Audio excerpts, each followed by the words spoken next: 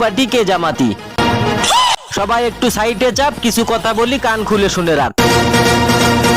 Doctor Mohammad Yunus কখনো পদত্যাগ করবে না, কারণ তার ডিকশনারিতে পদত্যাগ বলে কোনো কথা নেই।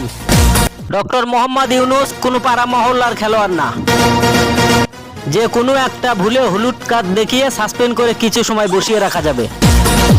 ডক্টর মোহাম্মদ ইউনূস একজন ইন্টারন্যাশনাল খেলোয়াড়, পুরো 90 মিনিট খেলার ক্ষমতা রাখে।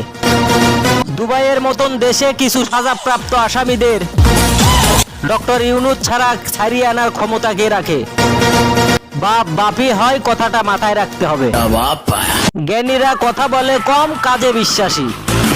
মূর্খরা বোঝে কম, চিল্লায় বেশি। আবার যদি কেউ ডক্টর মোহাম্মদ ইউনূসের বিরুদ্ধে মিছিল নিয়ে রাস্তায় আসে, এমন পিটান পিটামো, মৃত্যু নিশ্চিন্ত হবার পরও 25 মিনিট ধরে পিটামো তারে। অবশেষে ফলাফল এটাই হবে, আগামীকাল বাদ আসর মাইয়াতের নিজ বাসভবনে তার জানাজা অনুষ্ঠিত হবে।